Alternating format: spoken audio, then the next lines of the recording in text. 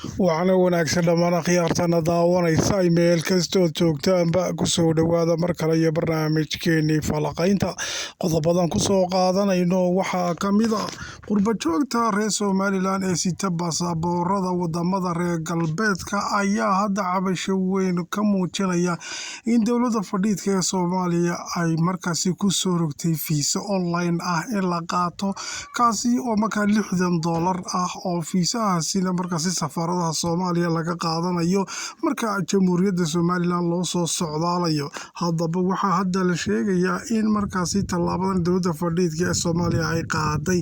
ay markaasi gaar ahaan ka bilowday dadka reer Somaliland ee markaasi raacaya gaar ahaan diyaaradda Ethiopian Airlines ee markaasi qurbaha kasoo noqonaya marka ay diyaaradaas soo raacayaan ayaa hadda khasab lagaga dhigay baa layidhi fiisa online ay la qaato kaasi oo markaa $60 ah oo toos ugu dhacaya dowladda fadhiidka ee Soomaaliya. Haddaba waxaa hadda markaasi jirta cabasho qurbajoogta ka imanaysa oo ay isweydiinayaan wasaaradda arrimaha dibadda ee jamhuuriyadda Somaliland maxay ka og tahay hawshaasi ay hadda markaasi soo rogtay dowladda fadhiidka ee Soomaaliya. Iyo dhinaca kale waxaan kusoo qaadanaynaa barnaamijka ninka wasiirka arrimaha dibadda ka dowladda fadhiidka ee Soomaaliya Axmed Macalin Fiqi oo sida oo kale hadda sheegay in Somaliland markaasi toos ugu dhawaaqay inay kamid tahay maamul goboleedyada Soomaaliya buu yidhi. Sidoo kalena markaasi xiriirkii ay Somaliland yeesheen Imaaraadku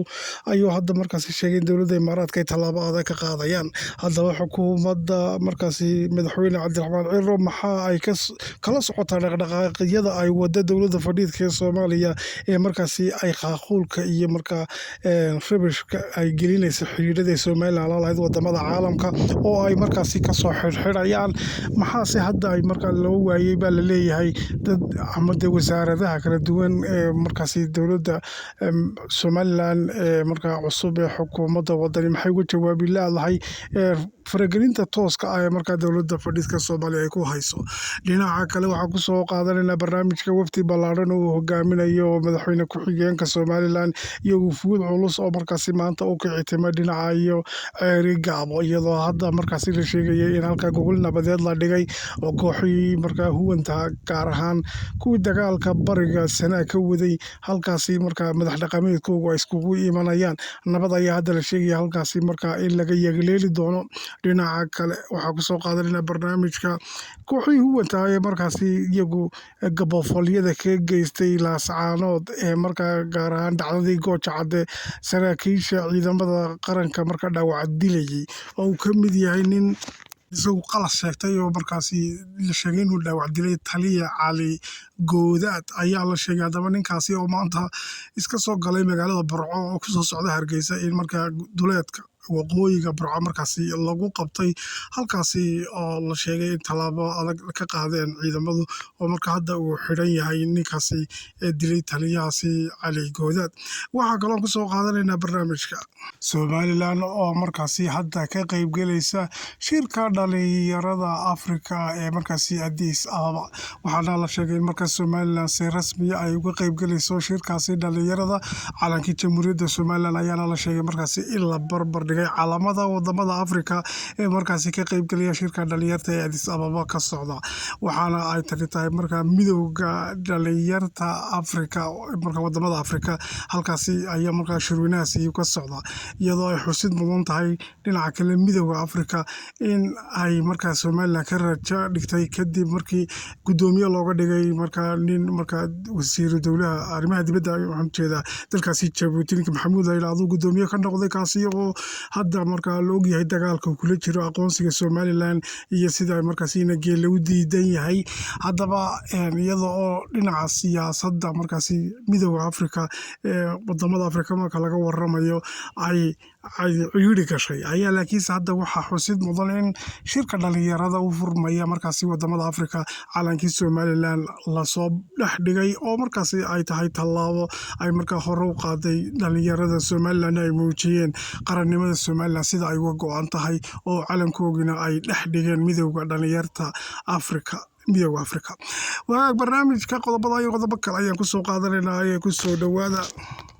waa hagaag aan ku bilowno barnaamijka waxaa 48 saacadood ugu dambeysay isa soo taraysa cabashooyin ka imanaya qurba joogta reer Somaliland kuwaasi oo aad uga qayliyay oo markaasi kulul u cambaareynaya faragelin ay markaa dowladda fadhiidka Soomaaliya ay hadda ku hayso nidaamkii socdaalka ee Jamhuuriyadda Somaliland waxaana hadda ay shuruud ku xidhay markaas iyadoo qaranimada Somaliland faragelin ku haysa in dadka u soo socdaalaya Jamhuuriyadda Somaliland ay khasab kaga dhigeen in visa online ah oo Soomaaliya la goosto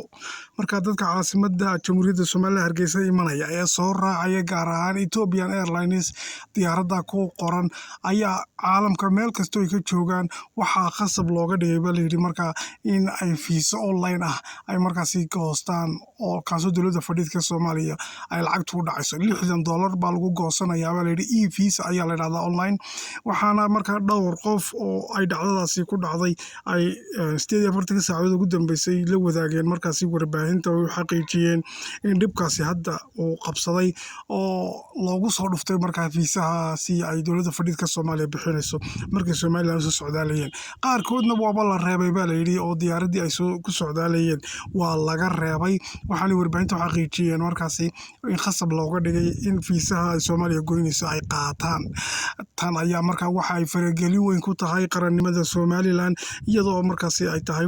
weerar badheedh ah oo ay ku soo qaaday markaasi wasaaradda arrimaha dibadda ee markaasi iyo maamulkaasi xamar fadhiya ee markaa dowladda fadhiidka Soomaaliya ay faragelinta ku haysa qarannimada Somaliland ayay kow ka tahay baa la yiri arrintan ayaa haddaba waxaa la isweydiinaya miyaanay ku baraarugsaneyn wasaaradda arrimaha dibadda ee Jamhuuriyadda Somaliland maxay uga hadli weyday arrinkaasi iyadoo ay tahay weerar lagu soo qaaday qarannimada Somaliland dhinaca kale waxaa hadda markaasi ay wadaa dowladda fadhiidka Soomaaliya weerar badheedh oo dhinaca markaasi xiriiradii ayna lahayn caalamka ayaa markaasi ay faragelin ku sameynayaan waxaana ninka la yiraahdo Axmed Macalin Fiqi oo warbaahinta u waramayay uu markaa Somaliland kalama digay maamulada markaasi Soomaaliya ka mid tahay gaar ahaan socdaalkii markii xukuumadda Somaliland madaxweyne Cabdiraxmaan Ereye safarkiisii ugu tagay Imaaraadka ee markaasi mas'uuliyiinta kala duwan la kulmay ayaa ku sheegay oo kalama digay inuu la mid yahay safarada Dani iyo waxyaabaha maamul goboleedyada ay ku tagaan waxaanu yiri hadda waan ka soo xidhanayo Imaaraadka talaabo adag baan ka qaadanaa marka ninkaas sida badheerka u hadlaya hadda ilaa iyo hadda ma jirto mugtay xukuumadda Somaliland cid ka mid ah oo u jawaabtay oo markaasi ninka dhowrkii maalmood ugu dambeysay aflagaadada ku hayay qarannimada Somaliland yacni jawaab casiisay oo in runta u sheegtay inuu waxba kama jiraan yahay oo aanu maamuli karin markaasi Somaliland yacni cid difaacday ma jirto bal leeyahay oo wasaaradda arrimaha dibadda Somaliland waxa la isweydiinayaa talo warbaahinta caalamka dhaqaaqa socday iyo moogta faragelinta Somaliland lagu hayo miyaan warba ka haynin miyaan la socon moogta warbaahinta mise way ogyihiin way ka aamuseen su'aalo badan bay dadku isweydiinayaan markaasi oo dul hoganaysa dhinaca iyo wasaaradda arrimaha dibadda oo hadda loo arko in aanay doorkeedii hadda ciyaaraynin iyadoo ay xusid mudan tahay shalay toolo shir ka socday markaasi dhinaca iyo wasaaradda moogta kalluumaysiga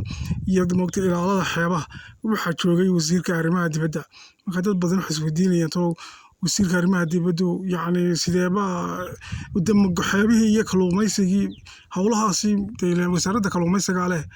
dhinaca kale ku wasaaradda arrimaha dibadda xiriirka caalamka la lahayd iyo moogtay difaaceedii iyo moogtay difaac lahayd qarannimada Somaliland maxay uga dhacday dhinaca xeebaha geeyay baa la isweydiinayaa barnaamijkaasi ku dhan yahay nabadgelyo.